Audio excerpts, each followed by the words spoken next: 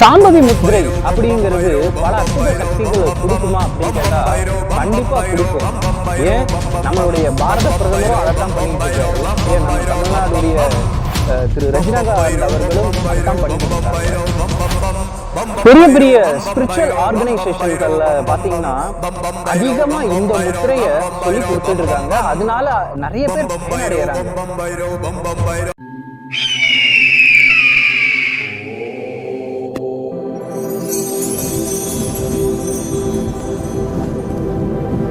Eskahan Media. ஓம் ஹ்ரீம் விஸ்வாமித்ர மகரிஷியே நமோ நமஹ. ஓம் ஹ்ரீம் ஆதித்யனே நமோ நமஹ. அன்பு நெஞ்சங்கள் அனைவருக்கும் அடியனின் ஆத்ம வணக்கங்கள். இன்னைக்கு என்ன பதிவு அப்படின்னு பார்த்தீங்கன்னா சாம்பவி முத்திரை. இதை பற்றி நிறைய குழப்பங்கள் நிறைய பேருக்கு இருக்குது. அப்படி இருக்கிறப்போ சாம்பவி முத்திரை அப்படின்னா என்ன அப்படிங்கிறத நான் லாஸ்ட்டில் சொல்லாமல் முதல்ல போட்டு உடச்சிட்றேன். அதை முத்திரையை எப்படி பண்ணணும், அதை நம்ம எந்த மாதிரி பண்ணினா நமக்கு பெனிஃபிட்ஸ் கிடைக்கும், யார் யார் பண்ணியிருக்கா, இது எங்கேருந்து வந்தது, இதெல்லாம் நம்ம அடுத்த பொறுமை இருக்கிறவங்க அதை பாருங்கள். முதல்ல டைரெக்டாக கான்செப்டுக்கு வந்துடுறேன். சாம்பவி முத்திரை அப்படிங்கிறது நம்ம கை விரல்களில் வைக்கக்கூடிய முத்திரை கிடையாது. அது சாம்பவி முத்திரை அப்படின்னு சொல்லப்படுறது என்னன்னு பார்த்தீங்கன்னா உங்களுடைய 2 புருவ மத்திய நீங்கள் கவனிக்கக்கூடிய விஷயம்தான் சாம்பவி முத்திரை. இந்த சாம்பவி முத்திரை ஏன் சாம்பவி அப்படின்னு பேர் வந்துச்சுன்னா சாக்ஷாத் அந்த காத்யாயினி தேவி, அதாவது பார்வதி, அவளோட பேர் தான் சாம்பவி. அர்த்த நாரீஸ்வரன், அதாவது ஆணும் பெண்ணும் 2 கலந்த ஒன்றுபட்ட சக்தி. இதுதான் இந்த சாம்பவி முத்திரையோட தாத்பரியம். சரி, இதுதான் சாம்பவி முத்திரை அப்படிங்கிறத முதல்ல நான் ஓப்பனாக உடைச்சிட்டேன். இனி டைரக்டாக இது எப்படி பண்ணலாம், இதனால என்னென்ன யூஸு அப்படிங்கிறத பொறுமை இருக்கிறவங்க இதில் இன்ட்ரெஸ்டிங்காக இருக்கும், கேளுங்க, வாங்க பார்க்கலாம். அதாவது இந்த சாம்பவி முத்திரை அப்படிங்கிறது பார்த்தீங்கன்னா ஆதி காலத்து தொட்டே பெரிய பெரிய மன்னர்கள் வாழ்க்கையில் மக்களுக்கு நாட்டுக்கு யாரெல்லாம் ஒரு சேவை பண்ணக்கூடிய உயர்ந்த நிலையில் இருக்காங்களோ அவங்கெல்லாமே வந்து பார்த்திங்கன்னா இந்த முத்திரையை பயன்படுத்தி இருக்காங்க. அதுக்கப்புறம் யார் பயன்படுத்தினாங்கன்னு பார்த்தீங்கன்னா முதல்ல யார் பயன்படுத்தினான்னா சித்தர்கள், முனிவர்கள், ரிஷிகள், இவங்க எல்லாருமே இந்த முத்திரையை பயன்படுத்தி இருக்காங்க. சரி, சாம்பவி முத்திரை வந்து அவங்களுக்கெல்லாம் டைரெக்டாக ஃபஸ்ட்டே போதிக்கப்பட்டதா அப்படின்னு கேட்டால் கண்டிப்பாக இல்லை. அப்போ நிறைய யோகங்கள் இருக்குது. அப்போ நம்ம சக்கரங்களை இயக்கிறது, அட்டாங்க யோகம், நிறைய யோகங்கள் இருக்குது. இது எல்லாம் முயற்சி பண்ணதுக்கப்புறம் கற்றுக்கிட்டதுக்கப்புறம் அதுக்கப்புறம்தான் இந்த சாம்பவி முத்திரையை சித்தர்களுக்குமே அவங்களுடைய குருமார்கள் வந்து போதிச்சிருக்காங்க. அப்போது இதை பற்றின குறிப்புகள் எதில் இருக்குன்னா ஒரு 6-7 புஸ்தகங்களில் வந்திருக்கு. அதில் நான் ஒரு 1-2 சொல்கிறேன். சிவ சம்ஹிதை அப்படிங்கிற புஸ்தகத்தில் இந்த சாம்பவி முத்திரையை பற்றி போட்டிருக்கு. அடுத்து பார்த்தீங்கன்னா பதஞ்சலி முனிவருடைய யோகம் அப்படின்னு சொல்லக்கூடிய அந்த புஸ்தகத்திலையும் இதை பற்றி போட்டிருக்கு. அப்போ இதை பார்த்தீங்கன்னா இப்போ இதில் கான்செப்ட் என்ன அப்படின்னா, அதாவது என்ன சொல்கிறது, ஒருத்தங்க ஜீவசமாதி அடையிறதுக்கான வாசியோக பயிற்சியாக இருக்கட்டும், பிராணனை கட்டுப்படுத்துறதா இருக்கட்டும், அதை சித்தர்களோ யாரோ அதை முயற்சி பண்ணி அதுக்கான தயாராகிட்டாங்கன்னு வச்சுங்க. இப்போ ஒரு போட்டிக்கு நம்ம தயாராகிறோம்னா அதில் கடின உழைப்பை போட்டு அதுக்கு நம்ம தயாரானதுக்கப்புறம் போட்டின்னு ஒன்று நடந்தால் தான் நம்மளால் ப்ரூஃப் பண்ண முடியும். அப்போது அந்த போட்டி எப்போ ஆரம்பிக்குது, எப்போ தொடங்குவாங்க அப்படின்னு நமக்கு தெரியாது. ஏன்னா நமக்கு இப்போ போட்டியில் பங்கெடுக்கணும் அப்படின்னப்போ நம்மளால் முடியாது. அவங்க எப்போ நினச்சிருக்காங்களோ அப்போ தான் நடக்கும். ஆனால் நமக்கு இப்போவே போட்டியில் பங்கெடுக்கணும்னு ஆசை வரும்போது நம்ம அதில் பங்கெடுத்தா தான் நம்ம நினச்சதை அடைய முடியும். அந்த மாதிரி தான் இவங்க எல்லாத்துக்குமே தயாராகி இருக்கக்கூடிய நிலையில் இப்போ அவங்க ஜீவசமாதி அடையணும் அப்படின்னு நினச்சாங்கன்னா அதுக்கான நேரம் தள்ளி போயிருக்கோ இல்லை எப்போன்னு தெரியாதப்போ அப்போ இந்த சாம்பவி முத்திரையை அவங்க பயன்படுத்துவாங்க.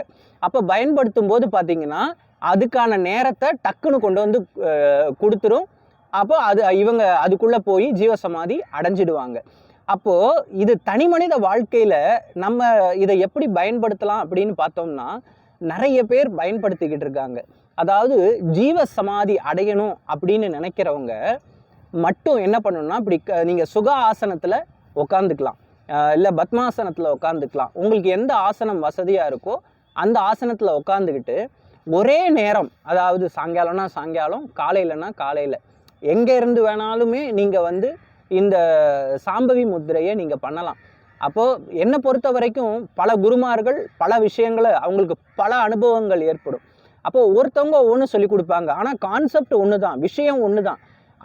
அந்த குருகிட்ட போயிட்டு இல்லை இப்படி நீங்கள் சொல்கிறது தப்பு, இந்த குரு இப்படி சொன்னார் அப்படி சொன்னார் அப்படின்னு சொல்லி நம்ம வந்து தர்க்கம் பண்ணுறதுல அர்த்தமே கிடையாது. அப்போது கண்ணை மூடிக்கிட்டு புருவ மத்திய பார்க்கக்கூடிய விஷயம். அப்போது புருவ மத்திய நீங்கள் ஒரு எப்படி வேணால் பார்த்துக்கலாம். ஒரு சின்னதாக ஒரு ஸ்படிக லிங்கம் தெரிகிற மாதிரி பார்க்கலாம். இல்லைன்னா நம்ம ஒரு விளக்கை ஏற்றணும்னா அந்த ஒளி இருக்குது இல்லையா, அந்த ஒளி தெரிகிற மாதிரி பார்க்கலாம். ஆசைகளே இல்லாமல், எந்த எண்ணமே இல்லாமல் அதை பார்க்கும்போது பார்த்தா அந்த ஜீவசமாதி நிலையை அடைவதற்கான கதவுகளை இந்த சாம்பவி முத்திரை திறந்து கொடுக்கும். அதே விஷயம் நமக்கு ஏதாவது ஒன்று இந்த மேனிஃபெஸ்டேஷன் அப்படின்னு சொல்கிறாங்க. இப்போ ஒன்றும் இல்லை, எனக்கு ஒரு நல்ல வேலை கிடைக்கணும். அதாவது மக்களே ஒன்று நல்லா புரிஞ்சுக்கோங்க, உங்களுடைய ஆசை இலக்கு எவ்வளோ பெருசாக இருக்கோ அதுக்கு தகுந்த மாதிரி கால நேரங்கள் எடுக்கும். அதே சமயம் உங்களுடைய டெடிகேஷன், உங்களுடைய கான்ஃபிடென்ஸை பொறுத்து தான் அதுக்கான கால நேரம் சீக்கிரம் கிடைக்கிறதும் சரி, இல்லை ரொம்ப நாள் கழித்து கிடைக்கிறதும் சரி, இது நடக்கும். அப்படி இருக்கும்போது சின்ன ஆசைகள், நியாயமான ஆசைகள், எனக்கு ஒரு வேலை இல்லை, எனக்கு வேலை கிடைக்கணும் அப்படின்னா நீங்கள் கண்ணை திறந்துட்டு பண்ணக்கூடாது. கண்ணை மூடிட்டு புருவ மத்தியில் நான் சொன்ன மாதிரி நீங்கள் பார்க்க ஆரம்பிக்கணும்.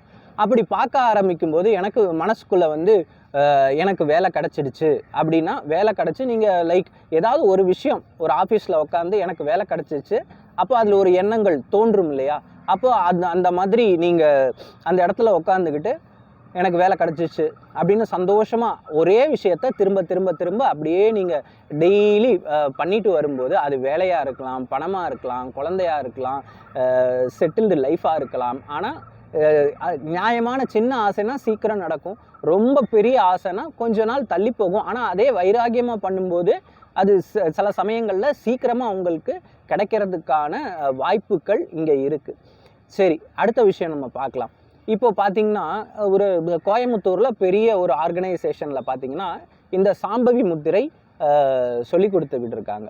இதில் என்ன ஒரு பெனிஃபிட் அப்படின்னு பார்த்திங்கன்னா, நான் நிறைய பதிவுகளில் சொல்லுவேன், நம்ம வந்து உணவு கட்டுப்பாடு இந்த விஷயங்களெல்லாம் நம்ம ப்ராப்பராக பண்ணிவிட்டு அதுக்கப்புறம் இதை பண்ணும்போது எவ்வளோ பெரிய டிப்ரெஷனாக இருந்தாலும் சரி, என்ன விஷயமா இருந்தாலும் சரி, அது என்ன பார்த்திங்கன்னா நமக்கு அதை சீக்கிரமே அதுலேருந்து வெளியில் கொண்டு வந்து நினச்சதை அடைய வைக்கும். இந்த பெரிய பெரிய ஆர்கனைசேஷனில் என்ன பண்ணுவாங்க அப்படின்னு பார்த்திங்கன்னா, உணவு கட்டுப்பாடை கொண்டு வந்துடுவாங்க. 10 நாள் நம்ம போகிறோம், ஒரு அமௌண்ட்டை கட்டி நம்ம அதில் சேர்ந்துக்கிறோம் அப்படின்னு பார்த்திங்கன்னா, அவங்க 10 நாள் என்ன பண்ணுவாங்க அப்படின்னு பார்த்திங்கன்னா, அதாவது பால் சம்பந்தமான உணவை கொடுக்க மாட்டாங்க. ஒன்று டீயாக இருந்தால் பிளாக் டீ கொடுப்பாங்க. அதுக்கப்புறம் பார்த்திங்கன்னா வெங்காயம், வெள்ளைப்பூடு, இந்த பாயில் ஐட்டம் கொடுக்க மாட்டாங்க. கொஞ்சமாக அரை வயிறு, வயிறு காலையில் மத்தியானம் 2 வேளை தான் கொடுப்பாங்க. 3வது சாயங்காலமும் ஒரு டீ கொடுப்பாங்க, அவ்வளோதான். மற்ற நேரம் ஃபுல்லாக நம்ம பார்த்தோம்னா இதை கவனிச்சுக்கிட்டே இருக்கிறது. அதில் சில பேர் மந்திர தீட்சை கொடுப்பாங்க. மந்திர தீட்சையை வாங்கிக்கிட்டு இந்த சாம்பவி முத்திரையை பண்ணுற ஒரு விதம் உண்டு. தீட்சையே இல்லாமல் டைரெக்டாக ஃபோக்கஸ் பண்ணுறதும் ஒரு விதம் உண்டு. இப்படி நீங்கள் இமேஜின் பண்ணி பாருங்கள், இந்த உணவு கட்டும்போது உடலும் ஒத்துழைக்கும், மனசும் ஒத்துழைக்கும். ப்ளஸ் இந்த முத்திரையை இவங்க பண்ணும்போது பார்த்திங்கன்னா அதோட பெனிஃபிட் வேறு லெவலில் இருக்கும். அப்போ என்ன ஆகும், அடுத்து அவங்க யார் சொல்லி கொடுக்குறாங்களோ, யார் என்ன பண்ணுறாங்களோ அந்த விஷயத்தை தேடி தேடி போக ஆரம்பிப்பாங்க. வாழ்க்கையில் மேலும் நல்ல டெவலப் ஆகி வந்துக்கிட்டே இருப்பாங்க. இப்போ இந்த விஷயந்தான் எல்லா இடத்துலையுமே நடந்துக்கிட்டு இருக்குது. இதை நம்மளும் வீட்டில் இருந்து, ஏன் பொதுவாக காரணம்னா நம்ம வீட்டில் இதெல்லாம் தனியாக ஃபாலோ பண்ண முடியுமான்னு கேட்டால் நம்மளோட சிச்சுவேஷன், ஃபேமிலி, நம்மளோட வேலைகள் எல்லாம் இருக்கும், மனசு ஒத்துழைக்காதுங்கிறப்போ ஒரு 10 நாள் லீவை போட்டுட்டு இந்த மாதிரி ஒரு ஆர்கனைசேஷனில் போய் நம்ம மன அமைதியாக இருந்துட்டு வரும்போது அதை ப்ராக்டிஸ் பண்ணிட்டோன்னு வச்சுக்கோங்களேன், வீட்டில் வந்து எப்போ வேணாலும் நம்மளால் பண்ணிக்க முடியும், தொடர்ந்து செய்ய முடியும். அப்போது இதுக்கு மந்திர தீட்சை உண்டான்னு கேட்டால் என்னை பொறுத்த வரைக்கும் உண்டு, நிறைய பேர் இல்லைன்றாங்க. அதான் சொல்கிறேன்ல, போகர் ஒரு மாதிரி சாம்பவி முத்திரை பண்ணியிருப்பார் அவரோட எண்ணங்களால், கோரக்கர் ஒரு மாதிரி பண்ணியிருப்பார். இவங்க ஒவ்வொருத்தவங்களுக்கும் ஒவ்வொன்று வேறுபடும். இப்படித்தான் பண்ணணும் அப்படின்னு இல்லை. கடல், அதாவது நதி, பல நதி, ஒவ்வொரு நதிக்கு ஒவ்வொரு பேர் வச்சுருக்காங்க. ஆனால் மொத்தமாக எங்கே போய் சேருது, கடலில் தான் சேருது. அந்த மாதிரி தான். அப்போது நம்ம வந்து என்னை பொறுத்த வரைக்கும் பார்த்திங்கன்னா இதில் சைடு எஃபெக்ட்ஸ் எதனால் வரும் அப்படின்னு பார்த்தீங்கன்னா, என்னை பொறுத்த வரைக்கும் நான் நிறைய மனிதர்களை சந்திச்சிருக்கேன். அவங்க என்கிட்ட சொன்ன விஷயங்கள், என்கிட்ட அதுக்கான ரெமெடி கேட்ட விஷயங்கள் என்னன்னு பார்த்தீங்கன்னா, இந்த சாம்பவி முத்திரையை 6 மாதம் 7 மாதம் பண்ணிவிட்டு என் காதில் கொய்யின்னு சவுண்டு கேட்டுக்கிட்டே இருக்குது, என்னால் பேசவே முடியல, கான்சன்ட்ரேஷன் பண்ண முடியல, தலை வலிக்குது அப்படின்னு.